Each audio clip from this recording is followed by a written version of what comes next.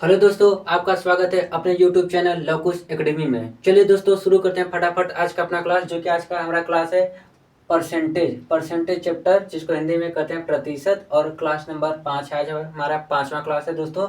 इसके पहले हमने 4 वीडियो अपलोड कर दिए हैं। जो दोस्त या बच्चे अभी हमारे क्लास को नहीं देखे हैं, वो हमारे जाके चैनल पे पीछे के क्लास को देख ले, तभी ये सब क्वेश्चन आगे के क्वेश्चन सॉल्व कर पाएंगे।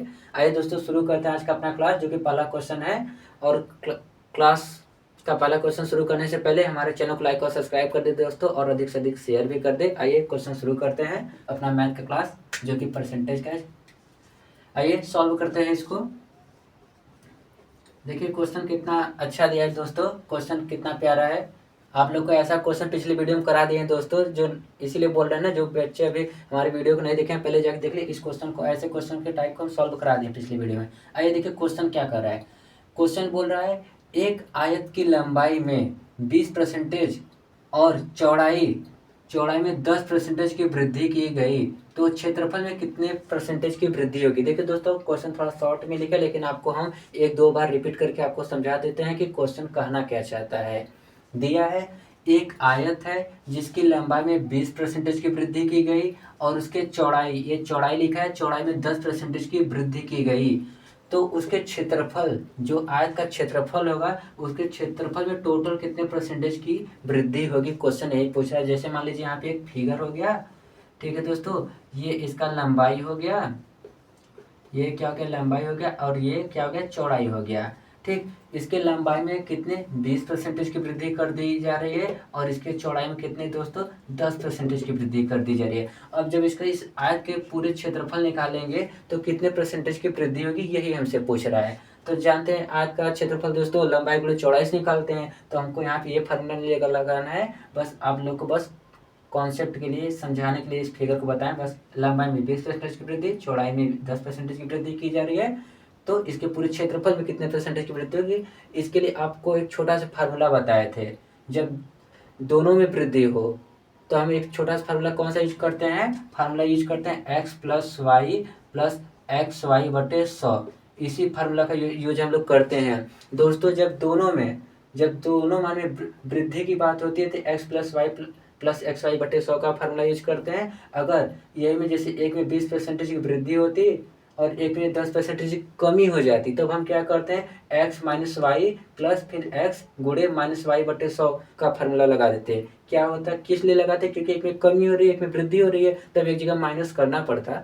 लेकिन यहाँ पे क्या है कि दोनों जगह जब वृद्धि हो रही है, तो हम सीधे प्लस वाला फार्मूला यूज करेंगे। क्या करेंगे, एक्स प्लस वाई बटे 100 का फार्मूला, इस वाले फार्मूला का यूज करेंगे। अब इसमें क्या करेंगे, इसको एक्स मान लेते हैं, इसको वाई मान लेते हैं। आइए अब मान रख देते हैं, एक्स की जगह 20 रख देंगे, और वाई की जगह ये 10 रख देते हैं। यहाँ पे 10 रखते हैं, प्लस एक्स का मान 20 इंटू वाई का मान 10 हो जाएगा, बटे 100 हो जाएगा। अब देखिए, ये जीरो इस जीरो से कट गया, ये जीरो इस जीरो से कट गया, ऊपर 2 जीरो नीचे 2 जीरो से मतलब कट जाएंगे। अब देखिए, अब क्या होगा, ये 20 10 30 हो जाएगा दोस्तों, और प्लस है, अब 2 का गुणा 1 में करेंगे, कितना हो जाएगा, 2 हो जाएगा। अब इसको जब जोड़ देंगे, 30 में 2 जोड़ेंगे तो दोस्तों 32 हो जाएगा। कितना आया, 32%। यही क्या होगा, आंसर होगा दोस्तों इस क्वेश्चन का। तो यानी कि उसके क्षेत्रफल में कितने परसेंटेज की वृद्धि हो जाएगी, तो उसके क्षेत्रफल में 32% की वृद्धि हो जाएगी दोस्तों। तो उम्मीद करते हैं आपको ये क्वेश्चन समझ में आया होगा। आइए दोस्तों, अगला क्वेश्चन सॉल्व करते हैं। हम लोग सॉल्व करते हैं। दूसरा क्वेश्चन है, सेम वही पैटर्न है, बस इसमें एक में वृद्धि की, एक में कमी किया है। आइए क्वेश्चन को हम लोग पढ़ते हैं। देखिए दोस्तों, आराम से आप लोग को क्वेश्चन समझते हैं। एक दो बार आपको क्वेश्चन समझाने के पढ़ के उसके बाद हम लोग सॉल्व करेंगे। देखिए क्वेश्चन क्या दिया है, चीनी की कीमत 40% बढ़ने पर एक व्यक्ति की अपनी खपत 20% कम कर देता है। चीनी पर उसके व्यय का शुद्ध प्रभाव क्या होगा। क्वेश्चन कहने का मतलब है कि चीनी की कीमत है, उस पर 40% की वृद्धि कर दी जा रही है, फिर उसके बाद 20% की कमी कर दी जाती है। तो यही जो वृद्धि और कमी की जा रही है चीनी पर, उसी का शुद्ध प्रभाव हमसे पूछ रहा है। शुद्ध मान कितना होगा, परसेंटेज में पूछ रहा है दोस्तों। आइए इसको सॉल्व करते हैं दोस्तों, आप लोग को भी आसानी से समझ में आ जाएगा क्वेश्चन। आइए दोस्तों सॉल्व करते हैं। देखिए क्या क्या, पहले 40% क्या कर रहा है, बढ़ा रहा है, वृद्धि कर रहा है, वही हो गया। और देखिए यहाँ पे 20% कम कर रहा है। अभी आप लोग को पिछले क्वेश्चन में एक छोटा सा फार्मूला बताए थे कि इस फार्मूले को हमेशा याद करिएगा दोस्तों, हर क्वेश्चन में ये फार्मूला यूज होता है, बस समझने की देर है कि कौन से क्वेश्चन में हम लोग इसको सॉल्व करते हैं। ज़्यादातर केस में ये फार्मूला आपको हेल्प करता है पेपर में भी और क्वेश्चन को सॉल्व करने में भी। अब देखिए यहाँ पे अभी जब आपको बताए थे पिछले क्वेश्चन, जब वृद्धि होगी दोनों में तो हम क्या करेंगे, इस फार्मूला का यूज करेंगे, दोनों में प्लस रहेगा। लेकिन जब एक में वृद्धि हो रही है एक में कमी हो रही है तो एक जगह इसमें माइनस हो जाएगा। अगर इसको ऊपर वाले को हम फर्स्ट मान लेंगे, ऊपर वाले को फर्स्ट मान कर एक्स मान लेते हैं और ये कम वाले को हम वाई मान लेते हैं तो वाई का मान क्या हो जाएगा, माइनस हो जाएगा दोस्तों। क्या हो जाएगा, माइनस। ये 20% कम कर रहा है तो यहाँ पे क्या हो जाएगा, कमी हो रही है तो क्या होगा, माइनस हो जाएगा। अब देखिए दोस्तों, अब यहाँ पे प्लस रहेगा कि माइनस, अगर हम यहाँ पे माइनस कर देते हैं तो यहाँ पे एक्स और वाई का मान प्लस में रखना होगा। अगर हम यहाँ पे वाई का मान रखेंगे तो यहाँ पे ऑटोमेटिक जब गुणा होगा तो ये माइनस हो जाएगा, इसलिए हम इसको यहाँ पे भी प्लस रहने देते हैं। जब वाई का मान यहाँ पे माइनस में रखेंगे तो ये ऑटोमेटिक यहाँ पे माइनस हो जाएगा। अब देखिए अब क्या होता है, एक्स का मान कितना है, 40% बढ़ाने पर यहाँ पे 40 रख दिए। अब देखिए वाई का मान 20% कम कर रहा है तो माइनस क्या करेंगे, 20 रख देंगे। अब देखिए इसको भी प्लस लिख दे रहे हैं लेकिन कोष्टक में क्या करेंगे, एक्स का मान 40 रखेंगे, फिर बीच में गुणा किया था। अब देखिए चिन्ह के साथ रखेंगे, क्योंकि अगर हम चाहते तो माइनस यहीं पे लिख देते, लेकिन हम यहाँ पे वाई का मान माइनस के साथ लिखेंगे, जब गुणा होगा तो यहाँ पे ऑटोमेटिक माइनस हो जाएगा। तो वाई का मान हम कितना रखेंगे, यहाँ पे -20 रखेंगे दोस्तों। देखिए अब क्या होगा, बटे 100, फार्मूला के अनुसार बटे 100 कर दिए। अब देखिए ये जीरो इस जीरो से कट गया और ये जीरो इस जीरो से कट गया। अब देखिए अब कितना, यहाँ पे 40 में से 20 जाएगा दोस्तों, कितना हो जाएगा, यहाँ पे 20 बचेगा। ठीक है। अब देखिए यहाँ पे प्लस होगा कि माइनस, अभी बता रहे हैं आपको। देखिए 4 दूनी 8, ये 0 0 से कट गया, ये 4 का मल्टीप्लाई यहाँ पे देखिए माइनस के साथ है तो 4 का गुणा जब 2 में करेंगे कितना आ जाएगा, -8 आ गया। 4 दूनी 8, लेकिन -8। अब जो यहाँ पे माइनस इस प्लस है, जब प्लस माइनस का गुणा हो जाएगा दोस्तों यहाँ पे माइनस आ जाएगा और ये 4 दूनी 8 हो जाएगा। कितना हो जाएगा, 4 दूनी 8 हो जाएगा। अब देखिए यहाँ पे 20 है, 20 में से जब 8 जाएगा दोस्तों कितना बचेगा, 12 बचेगा। और परसेंटेज में पूछ रहा था कितना हो जाएगा, 12% हो जाएगा। तो क्या होगा दोस्तों, यही आंसर होगा इस क्वेश्चन का। लेकिन ध्यान देने वाली बात यह है दोस्तों यहाँ पे कि उसके शुद्ध प्रभाव में क्या परिवर्तन होगा, तो 12% की क्या होगी, वृद्धि होगी दोस्तों। क्या होगी, 12% की वृद्धि होगी। वृद्धि कैसे होगी दोस्तों, देखिए अगर यही मान माइनस में आया था, जो 12% आया, अगर यही माइनस में आया था तो हमारा कमी हो जाता है, लेकिन यही मान हमारा प्लस में आया, इसलिए यहाँ पे क्या होगी दोस्तों, वृद्धि होगी। जब कोई मान प्लस में आता है तो यानी कि वृद्धि की जा रही है, अगर वही जब कोई मान माइनस में आ जाता है तो यानी कि उस मान में कमी कर दी जा रही है। तो इस क्वेश्चन का आंसर दोस्तों कितना हो जाएगा, 12% हो जाएगा। आइए दोस्तों अगला क्वेश्चन लेकर हम लोग सॉल्व करते हैं। उम्मीद करते हैं आपको ये क्वेश्चन समझ में आया होगा। दोस्तों दिए गए क्वेश्चन को सॉल्व करते हैं फटाफट बिना देरी के। देखिए क्वेश्चन नंबर 3 क्या कर रहा है दोस्तों, यहाँ पे क्वेश्चन कह रहा है, यदि किसी वृत्त की त्रिज्या में 50% की वृद्धि हुई तो क्षेत्रफल में कितना परसेंटेज वृद्धि होगा। ठीक है दोस्तों, यहाँ पे देखिए क्वेश्चन को हम शॉर्ट में लिखे हैं, लेकिन आपको बोल कर 1 से 2 बार आपको रिपीट कर देते हैं कि क्वेश्चन क्या कहना चाहते हैं, आप लोग को समझ में आ जाए। आइए इस क्वेश्चन को सॉल्व करते हैं। आइए दोस्तों सॉल्व करते हैं। अब देखिए फिर से एक बार आप लोग को क्वेश्चन रिपीट कर दे रहे हैं क्योंकि समझ में आपको भी आ जाए आसानी से।